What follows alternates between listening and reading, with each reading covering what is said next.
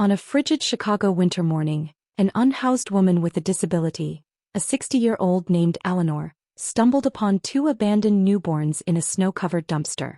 Despite her own struggles with hunger, cold, and a crippled leg, she made the life-altering choice to care for them, an act of selflessness that ignited a sequence of events destined to forever change their lives.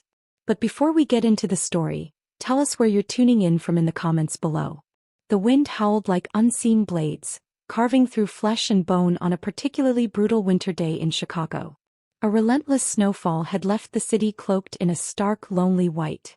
Eleanor, at 60 years old, trudged through the fresh snow. Her old injury had left her left leg throbbing with constant agony, making each step a painful ordeal. She leaned heavily on her right side, her body swaying precariously. Eleanor navigated the rundown streets of the South Side, where decaying buildings stood in silent testament to neglect and faint streetlights failed to pierce the pervasive gloom. The biting winter air infiltrated every nook and cranny. Her life had been marked by a series of devastating losses. She had once enjoyed a modest home, a loving husband, and a lively son, but it had all fallen apart. Her husband died from an illness a decade ago, and her only son was tragically killed in a car accident 3 years later. Since then she had been without a home, living in destitution and fighting for survival daily. She often sought refuge in derelict buildings or slept huddled under the eaves of shuttered storefronts. Even with everything taken from her, a core of warmth remained, a small, resilient flame of compassion flickering deep within her.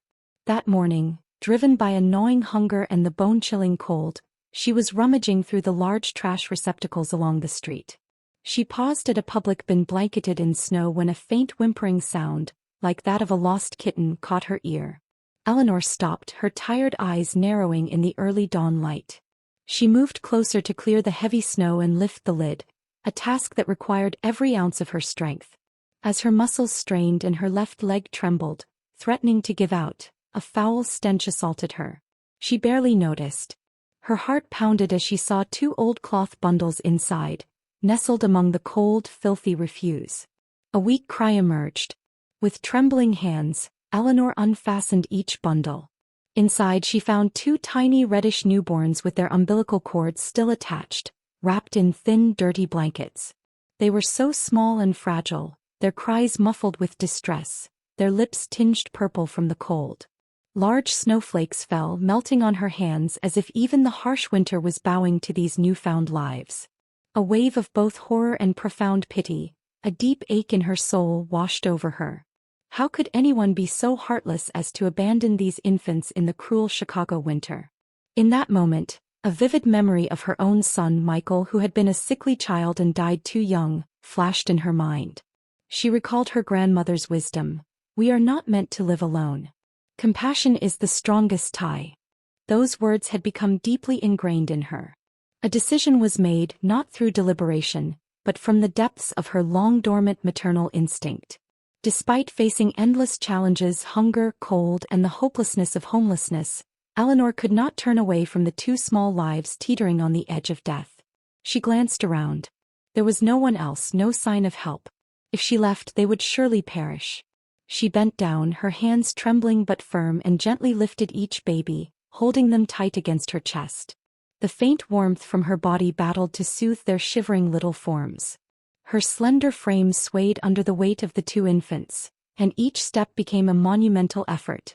Her old backpack, holding her few belongings, now had to accommodate inexpensive diapers and formula, making her burden even heavier. She clutched them close, feeling their shallow breaths. A silent promise was etched into her heart: she would protect them no matter the cost. As she thought of the damp attic room, her only temporary refuge, Eleanor knew this would be an uphill battle, but her gaze remained steadfastly forward. Eleanor carried the two babies back to her makeshift home, a cramped, damp attic in a dark alley. The room was only about 10 square meters, a place where sunlight rarely reached, perpetually cold and moist. It was devoid of comforts. No heat, no hot water, just a small gas stove and a thin mattress on the floor. Her health was fragile, and the joint pain plagued her whenever the weather turned cold. Exhausted but determined, Eleanor spent her remaining few dollars on some cheap formula and a handful of old cloth diapers. Each day she would rise at dawn while the city slept to scavenge. Her limp caused her feet to ache, numb from a lack of warm footwear, but she pushed herself onward. Every time she bent to dig through a trash can, her left knee flared up, but she gritted her teeth, ignoring the judgmental stares and sharp words. Once a man shouted her away, "Hey old lady, there's nothing for you here. Beat it."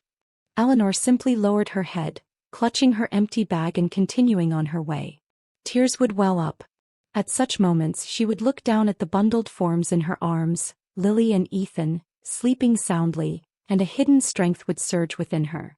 She named the girl Lily and the boy Ethan. She cared for them with every resource she had. Changing diapers and mixing formula in a room without hot water or daylight was an enormous challenge. She was forced to use icy cold water, sometimes melted snow, to wash the babies, her hands turning purple and chapped. She would rock them to sleep with old folk songs her mother used to sing, her faint voice attempting to drown out the wind whistling through the door cracks. By the flickering candlelight, Eleanor would spin fairy tales of royalty and magical forests. The babies, despite their size, would snuggle into her embrace, finding warmth and absolute security in her voice and lullabies. She often gently touched Lily's cheek and stroked Ethan's head as they slept, gazing at them for long periods as if trying to reclaim lost time. Despite her physical challenges and frailty, Eleanor was resolved to raise them, treating them as her own and devoting her life to their well-being. Then came a fateful afternoon. As she was preparing their humble meal, a thin gruel cooked with water, Lily suddenly fell from the old bed onto the floor. A piercing scream of agony and a small trickle of blood on the baby's head caused Eleanor's heart to seize with panic. Her eyes blurred with terror as memories of Michael came flooding back like a nightmare. She could not lose another child. Without a second thought, she scooped up the baby and ran out into the street. Her limping feet pounded on the slick, snow-covered pavement, sending sharp pains through her bones. She pushed herself to run faster, but her frail body and injured leg impeded her. A sudden blizzard descended, the wind tearing at her and whipping sharp snowflakes into her face. But Eleanor held Lily tight, her every step leaving a deep imprint in the snow, the silent struggle of a mother fighting for her child's life. Each step was a silent promise that she would never let go. She flagged down a passing taxi, her voice thick with fear, and barely managed to direct him to the hospital. "My baby is hurt." In the emergency room, Eleanor paced anxiously, completely distraught. Lily was taken inside while Eleanor was kept in the waiting area. When the medical staff saw an elderly, disabled, homeless black woman in worn clothes with an injured baby, suspicious glares started to surface. A young nurse whispered to her colleague, her eyes darting toward Eleanor, "Look at her. And homeless too. Probably child abuse." Whispers and murmurs spread through the hospital corridor. A doctor emerged, his eyes cold as he questioned Eleanor. "Are you this baby's guardian? How did she get this injury?" Eleanor tried to explain, her voice trembling. "The baby fell from the bed. I swear I didn't do anything. It's just a small scratch, but I was so worried." Her explanation seemed futile. A social worker, Sarah Miller, was called. Sarah was a young woman with a severe expression and a skeptical gaze. She began to ask detailed questions about Eleanor's living situation and how she had found the babies. Eleanor recounted everything truthfully, but Sarah's face remained unconvinced. Sarah looked Eleanor in the eye, her expression heavy with meaning. "Miss Eleanor, do you know that keeping these children without notifying the authorities is illegal? And we need to fully investigate this injury." Neighbors, already holding prejudices against Eleanor because she was black and homeless, became even more certain of the rumors. They began to shun her. Some even contacted the police, accusing her of child abuse. Eleanor's selfless sacrifice had led to unforeseen hardships and misunderstandings, forcing her to confront severe suspicion and judgment from both the community and the legal system. A feeling of injustice and helplessness overwhelmed her. Eleanor knew she was facing a difficult legal battle. The investigation at the hospital was relentless. Doctors and nurses, under Sarah Miller's direction, remained skeptical. They demanded she prove she had not harmed the baby, that she was a genuine foster mother. Eleanor felt a surge of anger and desperation as her love and dedication were disregarded due to prejudice. She cried out in a helpless voice, "I saved them from dying. I gave them everything I had. But her words held little weight against the judging eyes and cold legal procedures. Sarah Miller, initially stern, began to see the sincerity of Eleanor's love during interviews and through her observations of Eleanor's interactions with the babies after they were released and she was allowed supervised visits. Yet her professional obligation was to the law. Eleanor's background as a homeless, disabled black woman in a society still plagued by prejudice complicated the situation. Then an unexpected and dramatic event unfolded. The baby's biological family appeared. They were a wealthy couple, impeccably dressed and driving luxury cars, but their eyes were cold and distant, showing no warmth for the two children they had abandoned. Mr. and Mrs. John and Emily Harrison, people of high social standing, had begun searching for their children after news of the abandoned infants was published in local newspapers. Their motive was not love, but to protect their family honor and inheritance. The Harrisons were a rich lineage and the absence of a male heir was putting enormous pressure on them. The two children, a boy and a girl, would be the heirs to the family's vast fortune. They arrived at the hospital with their private lawyer and immediately demanded custody. Emily Harrison faced Eleanor, her tone arrogant, her contemptuous gaze sweeping from Eleanor's head to her toes. "We'll pay you anything to get our children back," she sneered. "Someone like you cannot raise our children." Eleanor clenched her fists. A large sum of money could buy her a home, a better life, an escape from homelessness, relief from the constant pain in her crippled leg. She could buy painkillers and warm shoes. But could that compare to Lily's laughter or Ethan's tight hugs? Her eyes fell on the two children playing nearby, their faces innocent and full of trust. She couldn't betray that trust. Her past poverty and losses had taught her that true wealth lay not in money, but in human kindness and a heart capable of love. She had once had everything, then lost it all, and now these children were her most treasured possession. "No," she told herself. "They're mine. I saved them. I will not sell them for money." At the first custody hearing, the Harrison family's lawyer presented evidence portraying Eleanor as unfit to raise the children. She was homeless, had no stable income and lacked the financial means to provide for them. They also introduced testimonies from neighbors who had misunderstood Eleanor and the initial hospital report about the baby's injury. Eleanor felt cornered. She looked directly at the judge, her voice trembling but firm. "I don't need your money. Money can buy many things, but it cannot buy my children's hearts." Her words echoed in the courtroom, full of sincerity and emotion, silencing the room for a moment as if time itself had paused to hear a mother's plea. Though her words were moving, they seemed insufficient to sway the stern judge. Her refusal to accept the large sum of money intensified the conflict with the birth family. They threatened to use every available resource to get the children back, even hiring private investigators to follow Eleanor, hoping to find any misstep to accuse her of kidnapping. Eleanor faced criticism from many fronts, not just the community, but also from people who thought she should take the money for a better life and escape poverty. In her cold attic room as night fell, Eleanor huddled on the thin mattress, watching the two children sleep soundly. Their soft breaths were the only thing keeping her awake. A tear rolled down her wrinkled cheek, mixing with the deep lines on her weathered face. She questioned her own abilities. Fear for the future gripped her heart. How can I take care of them when I don't even have a real home? Can this aching leg bear this responsibility? Am I being selfish by keeping them with me under these conditions? She whispered into the darkness. But then she tightened her hand around Lily's, her eyes becoming resolute as she looked at her children's innocent faces. "No, I will not give up. I will fight for them until the end. They need me and I need them."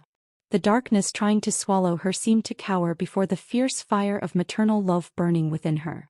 As time passed, Lily and Ethan grew in Eleanor's arms, and the differences between the two families became increasingly clear. Lily the girl had curly hair and big bright eyes. Ethan the boy was quieter but always clung to Eleanor. They had begun to sense the profound disparity between Eleanor and their biological family. A temporary court order permitted the Harrison family to visit the children regularly. These visits were held in a controlled setting, first at Sarah Miller's office and later at a neutral park. Although the Harrison family had material wealth, expensive toys and fashionable clothes, and constantly tried to win the children's affection with extravagant gifts, the children never felt the genuine love, warmth and unconditional care that Eleanor provided daily. John Harrison often sat reading the newspaper or checking his phone, occasionally giving the children an indifferent glance. Emily was always preoccupied with adjusting their clothes and hair for photos or complaining about them getting things dirty. Emily would frown watching Lily soil her dress. "Come on, Lily. Don't you know this dress is a designer item?" The visits were frequently brief and awkward, lacking the tight embraces, gentle lullabies, or bedtime stories Eleanor always offered. Lily and Ethan often recoiled from their touch, their eyes constantly searching for Eleanor in the distance. During a visit to the park, Emily Harrison attempted to lure Lily with an expensive doll. "Little girl, why won't you play with mommy? Don't you like this doll? It's very valuable." Lily pulled her hand away, running to hug Eleanor's leg, sobbing, "I want to go back to Grandma Eleanor. I want Grandma Eleanor. I don't want to be here." Ethan also ran over, pressing into Eleanor's arms. Eleanor knelt, embracing both children, gently stroking their hair, feeling the warmth and absolute trust radiating from their small bodies. A faint smile, one she hadn't genuinely worn in a very long time, touched her lips. In subsequent visits, Mr. and Mrs. Harrison started to feel the children's detachment. Lily often avoided Emily's gaze and Ethan barely seemed to notice their presence. This made Emily, who always prioritized her image and status, begin to feel a sense of regret. At a lavish dinner, the food no longer tasted good. "John, do you see? They don't want to be with us at all," Emily said. John nodded, his eyes weary. "I've noticed it too. Our reputation is being damaged. But maybe there's something more important than reputation." Emily was restless at night. The image of Lily running to hug Eleanor, crying, "I want to go back to Grandma Eleanor," echoed in her mind. She looked at the expensive, untouched toys piled in the private room they had prepared for the children, and a feeling of emptiness welled up. John felt the same way. The constant calls from friends and business partners and the judgmental stares from society made them increasingly uncomfortable.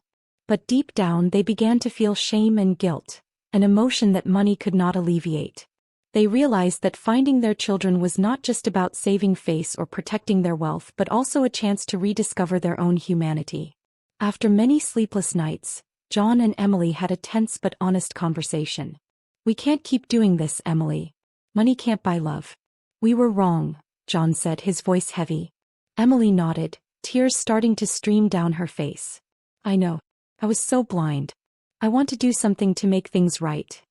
They decided to discreetly support a charity fund to help Eleanor and the children, ensuring the children would have a stable life without influencing Eleanor's decision or making it a financial transaction. The children now faced a crucial choice. Though too young to fully grasp its implications, their instincts guided them toward what was genuine. It was a choice between staying with Eleanor, who had nurtured them with unconditional love and sacrificed everything for them, or returning to their biological family, where material comforts were abundant but the warmth of kinship was absent. This was a monumental decision that would shape their future. Ultimately, the choice became undeniable. At the final custody hearing, the judge asked for the children's input. But instead of letting the children speak, Sarah Miller, with a determined look and an emotional voice, presented a detailed report on Eleanor's extraordinary love and sacrifice. She also read aloud a handwritten letter Eleanor had composed for the children. Its simple words were filled with boundless love. "My dear children, I have no money and no big house, but I have a heart that loves you more than anything in this world. I will always be here to protect you. No matter what hardships I face, you are the light of my life." The letter silenced the courtroom. The judge, a stern man, gently clenched his fist, his eyes clearly moved as he looked at Eleanor. He paused as if making the most difficult decision of his career. When the Harrison family came to pick them up, the two children ran to embrace Eleanor tightly, tears in their eyes. Lily, with a clear but determined voice, declared, "Mommy, we want to stay with you. We love you so much." Ethan nodded enthusiastically, clinging to Eleanor's hand and whispering, "You are my mommy." The word mommy from the children's lips was a soothing balm that healed every wound and pain Eleanor had endured for so long. It was the moment she had been waiting for, a sacred validation, living proof of her unconditional love. But before their happiness could be complete, another crisis emerged. Immediately after the hearing, Ethan suddenly developed a high fever and began to have convulsions. Eleanor, in a state of sheer panic, once again raced against time to get her precious child to the hospital. Ethan was in a very serious condition. He had severe pneumonia and required urgent hospitalization and intensive care. The cause was attributed to the weak immune system of an infant living in the harsh, unsanitary conditions of the damp attic, a place that was not warm or hygienic enough. Despite Eleanor's best efforts, she sat by his bedside, her eyes swollen from lack of sleep and worry, praying without end. This time, the story of Eleanor and the two children spread throughout the community more powerfully than ever before. A young journalist, David Chin, who had been following the case from the beginning and was outraged by the injustice Eleanor faced, decided to write a deep and emotional article about her journey. David Chin wasn't just a journalist looking for a story. He had grown up in a poor Chicago neighborhood and had witnessed many unfortunate lives and the prejudices they endured. Like Eleanor, he had once had a relative who struggled and received no help. Eleanor's story touched him deeply. It was an opportunity for him to be a voice for the forgotten. David's article, titled "The Homeless Mother and Love Beyond Prejudice," was published in a major Chicago newspaper, accompanied by moving photographs of Eleanor and the children. The article sparked a powerful public reaction. Those who had previously doubted and misunderstood her now began to reconsider. Hundreds of calls, emails, and letters of support poured into the newspaper's office. People started donating money, food, clothes, and even offers of legal assistance for Eleanor. A charity fund was established to support her and the children. Sarah Miller, the social worker, also testified to Eleanor's loving care and dedication. One morning, as Eleanor was going through trash, a group of young people from a local church approached her, their eyes filled with respect. A young girl spoke up, "Miss Eleanor, we want to help you. We've organized a small fundraiser to buy milk and diapers for the babies. Can you tell us what else you need?"